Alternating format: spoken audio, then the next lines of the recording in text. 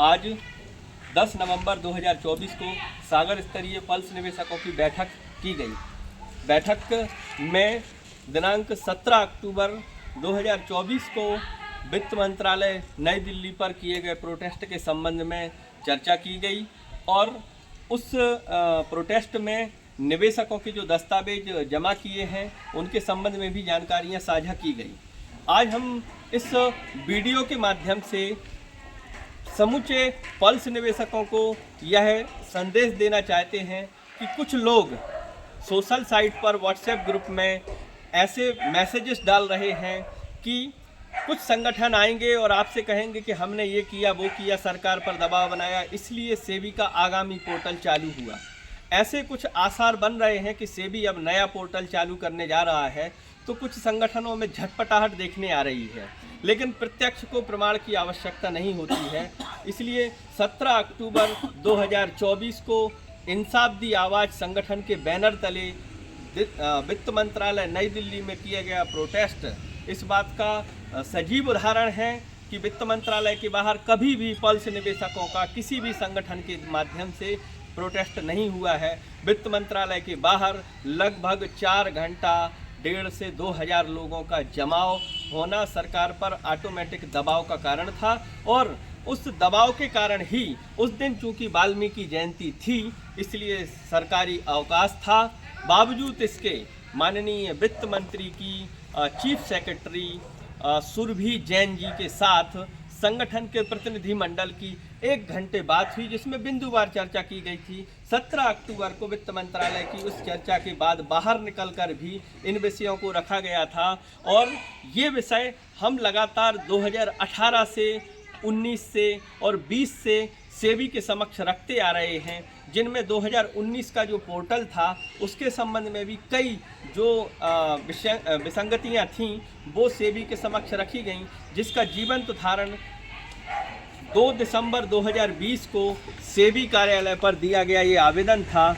ये आवेदन भी हमने अभी जो 17 अक्टूबर को वित्त मंत्रालय में जो प्रोटेस्ट किया है और वित्त मंत्रालय से हमें ये रिसीविंग 17 अक्टूबर 2024 को मिली है, इसके साथ सेबी को दिया गया आवेदन भी संलग्न किया गया है। सेबी के समक्ष हम ये 2020 में रख चुके हैं बात कि जिन निवेशकों की मृत्यु हो गई, जिन निवेशकों के दस्तावेज कंपनी ऑफिस में जमा है, जिनके पास पूरी रसीदें नहीं हैं, जिनके पेपर कंपनी ऑफिस में जमा हैं या जो सेबी के पोर्टल पर अपना क्लेम नहीं कर पाए हैं, ऐसे समस्त जितने भी कमियां हैं वो निवेशक जो क्लेम नहीं कर पाए उनके भुगतान की व्यवस्था कैसे होगी और जो निवेशक क्लेम कर चुके हैं उनके भी भुगतान, जैसे कि सेबी निरंतर आगे बढ़ता गया 2,500 फिर 5,000 फिर 7,000, लेकिन पीछे 2,500 वाले निवेशक जो सेबी के पोर्टल पर जिन्होंने क्लेम किए हैं उनका भी संपूर्ण निवेशकों का भुगतान नहीं कर पाया है। ये सारे विषय हमने सुरभि जैन जी के समक्ष जो IAS हैं, चीफ सेक्रेटरी भारत वित्त मंत्रालय की हैं, उनके समक्ष रखा हमने इन सारे विषयों को और उन्होंने इस बात को एक्सेप्ट किया कि हाँ भुगतान में विलंब तो हुआ है और सेबी का जो पोर्टल था इस बात को भी उन्होंने एक्सेप्ट किया कि संपूर्ण निवेशक सेबी के पोर्टल पर क्लेम नहीं कर पाए। लगभग 4.5 करोड़ से ऊपर निवेशक ऐसे आज भी हैं जो सेबी के पोर्टल पर अपना दावा दाखिल नहीं कर पाए, तो उनका भुगतान कहाँ से प्राप्त होगा। और जो दावा दाखिल कर पाए उन्होंने एक्सेप्ट किया कि लगभग 1 करोड़ 33 लाख इन्वेस्टर के करीब की संख्या ऐसी है जिन्होंने सेबी के पोर्टल पर क्लेम किया है और उनमें अभी मात्र 21 लाख लोगों का ही भुगतान हो पाया है। तो इस बात को भी उन्होंने एक्सेप्ट किया और हमने अपने इस आवेदन जो आपको दिखाया 17 अक्टूबर को वित्त मंत्रालय में दिया है, इसमें बतौर कैलकुलेशन हमने सेबी की इस कार्यप्रणाली को भी दिखाया है कि माननीय सुप्रीम कोर्ट का आदेश हो जाने के बाद आज 8 सालों में मात्र सेबी लगभग 21 लाख लोगों का भुगतान कर पाई है। तो जिस गति में भुगतान चल रहा है और 8 साल में 21 लाख लोगों का भुगतान हुआ है, तो हमने पूरा गुणक सहित उसमें बताया है कि यदि इसी गति में भी भुगतान होता है तो 240 साल पल्स निवेशक जो 5.25 करोड़ हैं 240 साल लग जाएंगे या इससे अधिक समय लग जाएगा तब भुगतान हो पाएगा। तो क्या यही न्याय है? और हमने इसमें इस बात को भी कोड किया है कि किसी चीफ जस्टिस का ही कथन था और भारत के पूर्व राष्ट्रपति रामनाथ कोविंद जी का भी कथन था कि देर से मिला न्याय सर्वथा अन्याय की श्रेणी में ही आता है। और हमारे साथ पल्स निवेशकों के साथ जो भारत की जनता है उसके साथ भी यही हो रहा है।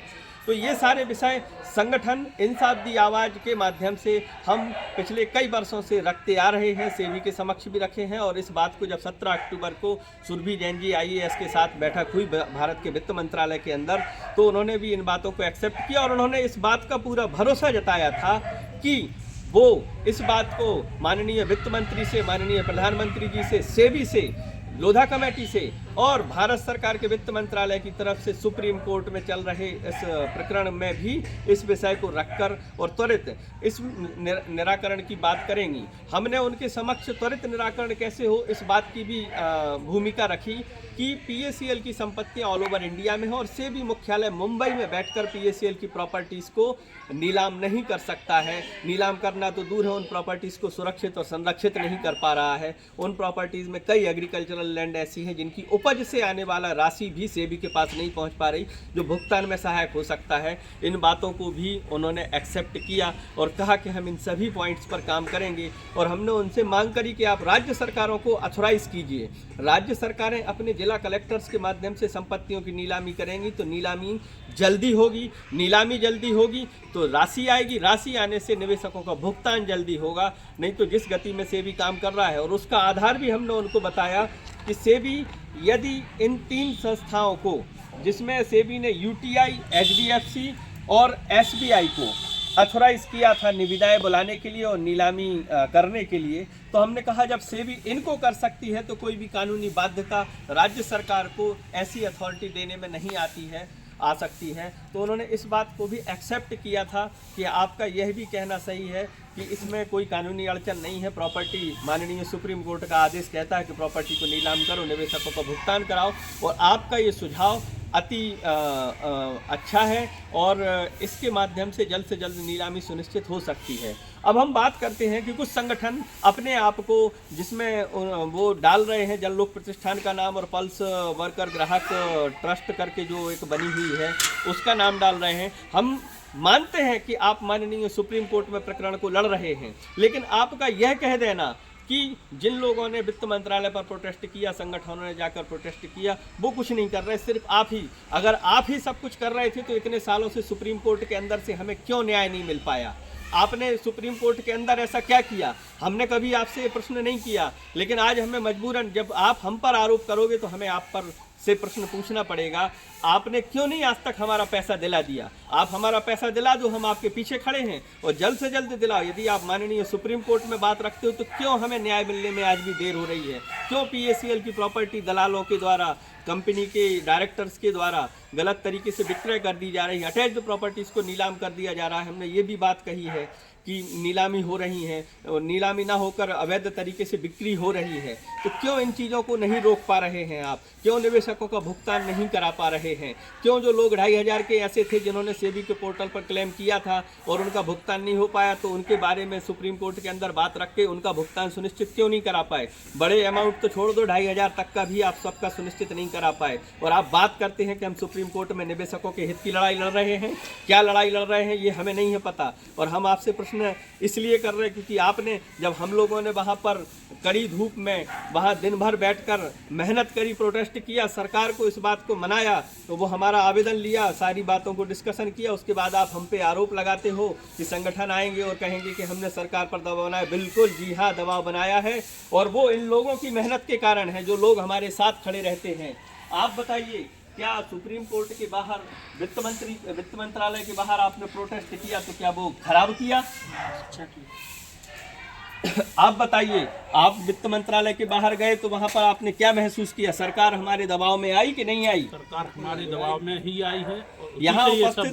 यहाँ उपस्थित सारे लोग यही बात को एक्सेप्ट करेंगे, और आप कहीं ना कहीं इन लोगों की उस मेहनत पर प्रश्न चिन्ह लगाने का काम करते हो संगठन की आड़ में। इसलिए ऐसा काम करना बंद कर दें। आप जो कर रहे हैं आपको सलाम, लेकिन हम जो कर रहे हैं उस पर आप प्रश्न चिन्ह ना लगाएं। साथ ही साथ हम इस वीडियो के माध्यम से आज निर्मल सिंह भंगू जी की लड़की को भी इस बात का मैसेज देना चाहते हैं कि आपने उस समय तो एक सार्वजनिक सूचना निकालकर ये कह दिया था कि हम निवेशकों का भुगतान दिलाने के लिए तैयार और तत्पर हैं। उस सूचना के बाद से आज दिनांक तक आप कहीं भी देखने को नहीं मिली, ना ही आपके द्वारा ऐसा कोई काम प्रदर्शित हो पाया है कि निवेशकों के भुगतान के लिए आप तैयार और तत्पर हैं। तो कृपया निर्मल सिंह जी की जो लड़की है बलविंदर सिंह भंगू, उन्होंने जो सूचना पत्र निकाला था तो उसके अनुसार आप निवेशकों को यह विश्वास दिलाएं, क्योंकि निवेशकों ने आपके साथ वो सिंपैथी रखी, आपके पिता इस दुनिया से गए, सिंपैथी रखी, और निवेशक आपके घर पे नहीं पहुंचे जब आप उनका अंतिम संस्कार करने के लिए सपरिवार जा रहे थे।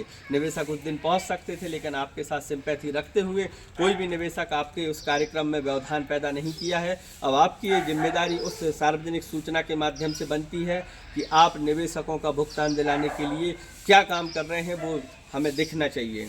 इसी के साथ जय हिंद, जय भारत, वंदे मातरम।